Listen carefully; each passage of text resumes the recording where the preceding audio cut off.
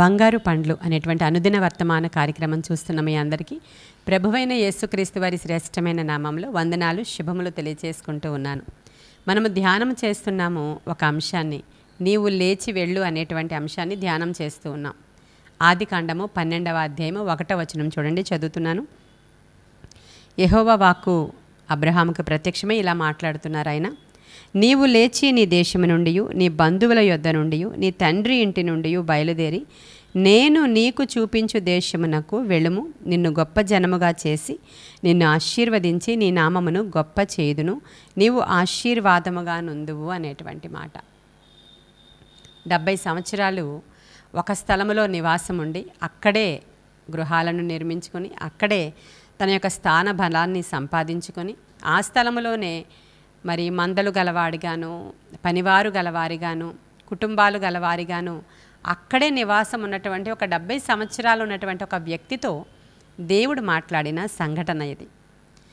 ఇప్పుడు ఏమంటున్నారంటే ఆయన ఉన్నపాటున నీ ఉన్నటువంటి స్థలాన్ని, నీ ఉన్నటువంటి ప్రదేశాన్ని, నీ ఉన్నటువంటి దేశాన్ని, నీ స్వంత ప్రజలను విడిచిపెట్టి నేను నీకు చూపించేటువంటి దేశానికి వచ్చేయని ఒక వాక్కు ద్వారా దేవుడు అబ్రహాముతో మాట్లాడినప్పుడు వెంటనే అబ్రహాము దేవుని మాటకు లోబడి ఆయన లేచి బయలుదేరి వెళ్ళాడు అనే సందర్భం అది. ఆయన లేచి వెంటనే బయలుదేరి వెళుతున్నాడు. ఎక్కడికి వెళుతున్నాడో ఆయనకు తెలియదు. పిలిచిన దేవుడు ఆదిలో ఎన్నో గొప్ప కార్యాలు చేసినవాడు అనేటువంటి ఏ విధమైనటువంటి చరిత్ర లేదక్కడ.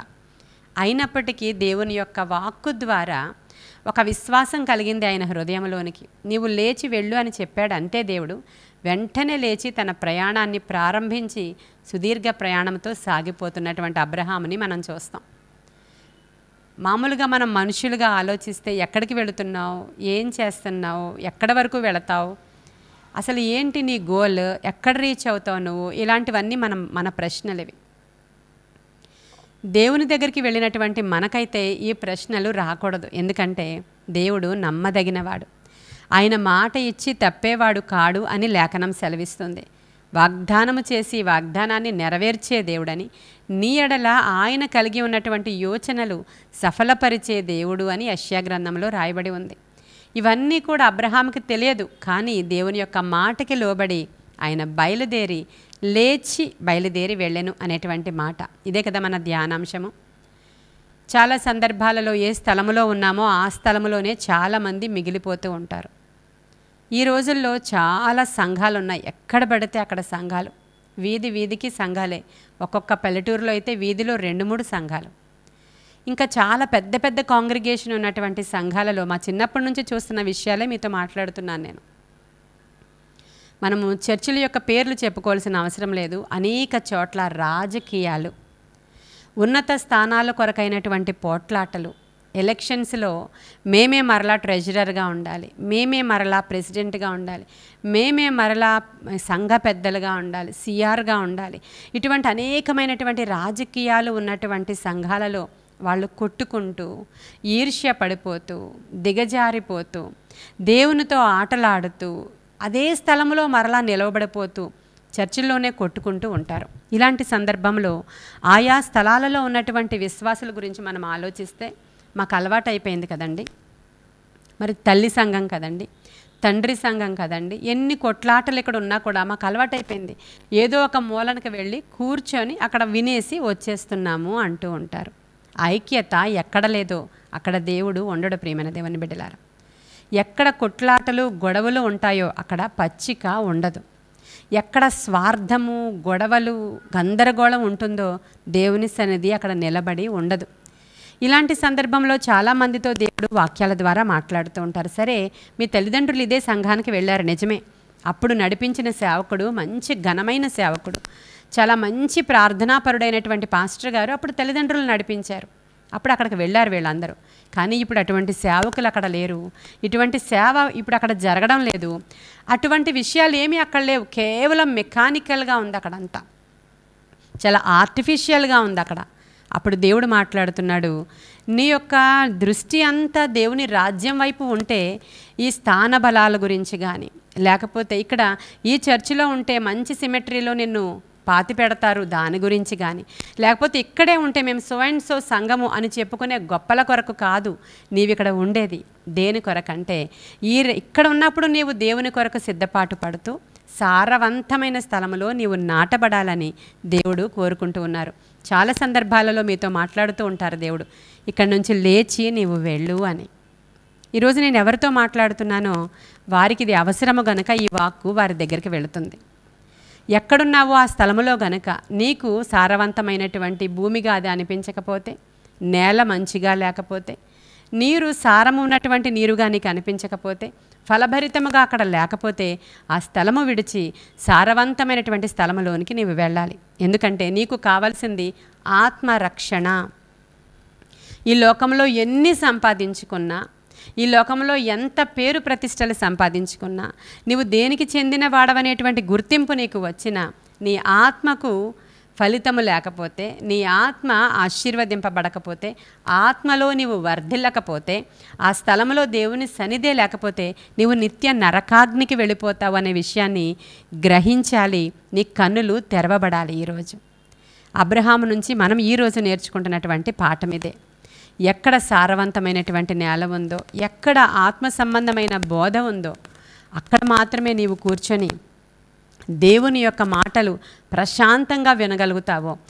ప్రతి ఆదివార దినాన, ప్రతి శుక్రవార దినాన ఎప్పుడైతే నువ్వు మందిరంలోనికి వెళతావో అక్కడ వెంటనే నీవు ఆత్మతో నింపబడతావో, వెంటనే దేవుని యొక్క వాక్యము నీ హృదయానికి తాకుతుందో, ప్రశాంతంగా నీకు ఉంటుందో ఆ స్థలానికి బయలుదేరి వెళ్ళాలి ఈరోజు నీవు. ఎందుకంటే సంవత్సరాలు గడిచిపోతున్నాయి, దినాలు గడిచిపోతున్నాయి. నీ ఇంట్లోనికి వచ్చినటువంటి సిక్నెస్, నీ ఇంట్లోనికి వచ్చినటువంటి గందరగోళం ఇందుకే వచ్చిందనే సంగతి కూడా నీకు తేలడం లేదు. ఒకసారి ఒకరు నన్ను ఒక ప్రార్థనకి ఇన్వైట్ చేశారు వారి ఇంటికి.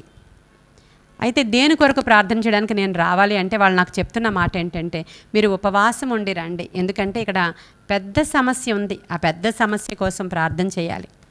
ముందు సమస్య చెప్పండి, నేను ఉపవాసం ఉంటానా లేదా అనేది నా ఇష్టం అది. కానీ వాళ్ళు అలాగే చెప్తున్నారు, మీరు ఉపవాసం ఉండి రావాలి. ఏంటంట సంగతి అంటే, 10 సంవత్సరాలుగా పక్షవాతం వచ్చి మంచం మీదే ఉన్నటువంటి ఒక ఆయన, 2 ఆడపిల్లలు, భార్య చనిపోయింది. ఆయన సంఘములో ఒకప్పుడు సంఘ పెద్దగా ట్రెజరర్గా ఉన్నాడంట. ఏమీ లేదు, కేవలం మార్నింగ్ వాక్కి వెళ్ళి అక్కడ రోడ్డు మీద పడిపోయాడు. ఆయన ఇంటికి తీసుకొస్తే ఆయన పెరాలసిస్ స్ట్రోక్ వచ్చింది. అంటే ఇంచుమించు 40+లోనే ఆయనకి ఆ విధమైనటువంటి స్ట్రోక్ వచ్చింది. ఇప్పుడు 50+ ఆయనకి కొనసాగుతుంది. పిల్లలు ఎదిగొచ్చారు, పెండ్లి ఈడికి వచ్చారు. తల్లి యొక్క ఆలనా పాలన ఇంట్లో లేదు. ఆ తండ్రికి 24 గంటలు సేవ చేయడమే మంచం మీద వాళ్ళకి సరిపోతుంది. వాళ్ళ భవిష్యత్తు ఏంటి, వాళ్ళ చదువులేంటి? ఎందుకు ప్రభువా ఈ విధంగా ఇంట్లో అంత శోధన వచ్చింది అన్నప్పుడు ఆయన ట్రెజరర్ అన్న సంగతి నాకు తెలియదు. కానీ ప్రార్థన చేస్తూ ఉన్నప్పుడు వాళ్ళు ఉపవాసం ఉండి రమ్మంటున్నారు, పెద్ద విషయం అంటున్నారు. ఏం జరిగిందో అని నేను ప్రార్థన చేస్తూ ఉంటే ప్రభువు బయలుపరిచిన రీతి, ఆ సంఘములో కొట్లాటలు, ఆ సంఘములో దేవుని యొక్క డబ్బుల విషయంలో నమ్మకత్వం లేకపోవడం, పేరు ప్రతిష్టల కొరకైనటువంటి ఈర్ష్య, ద్వేషాలు, దేవుడు ఉన్నాడనే భయము లేకుండా మెకానికల్గా ఒక వ్యవస్థ ఏమో, అది ఒక ఆర్గనైజేషన్ ఏమో అన్నట్లు మెకానికల్గా వెళ్ళిపోతున్నటువంటి సంఘ పెద్దల జీవితాలలో కుటుంబంలో ఉన్న అలజడి, కొట్లాటలు, విడాకులు, గొడవలు, పిల్లల మీద దుష్టుడు ఏలుబడి చేయడం అనేవి చాలా సందర్భాల్లో నేను చూశాను. గనుక ఈరోజు ఈ వర్తమానం చెప్పడానికి నేను ఇష్టపడుతున్నాను. ఎంత చిన్న సంఘమైనా కూడా దాంట్లో కూడా ఇటువంటివి ఉన్నాయనుకోండి, రాజకీయాలు విడిచిపెట్టండి దయచేసి. లేదంటే భయముతో, భక్తితో మరి దేవుని సన్నిధిలోనికి వచ్చి, అయ్యా ఇప్పుడే నేను లేచి బయలుదేరి వెళుతున్నాను, ఇటువంటి కార్యాలు నా జీవితంలో జరగకూడదు అనేటువంటి విషయాలు ఆలోచించండి. ఒకవేళ ఇదివరకే అటువంటి వాటిల్లో పడి చెడితే ఇప్పుడే బయటికి రావాలనే ఆలోచన చేయమని నా యొక్క చిన్న సలహా.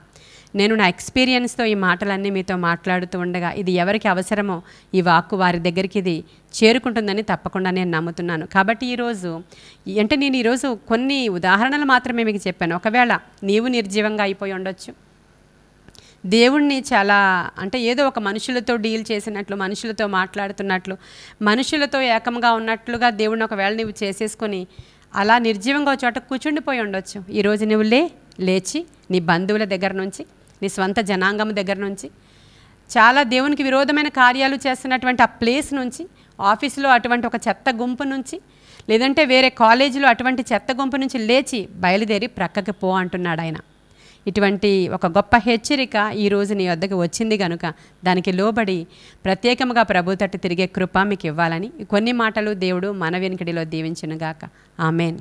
ప్రార్థన చేసుకుందాం. మహాపరిశుద్ధుడవైన తండ్రి, మహోన్నతుడవైన దేవ, బిడ్డల విషయంలో ఈరోజు ఏమి మాటలు మాట్లాడమని నాకు ప్రేరేపించారో ఆ మాటల ద్వారా ఇది ఎవరికి అవసరమో వారి దగ్గరికి ఇది అందజేయమని, వినుచున్న వారు వెనువెంటనే రెక్టిఫై చేసుకుని దేవుని వైపు తిరిగి దేవుని యొక్క గొప్ప కార్యాలు చూడగల కృప వారికి కలుగునుగాక నాయన.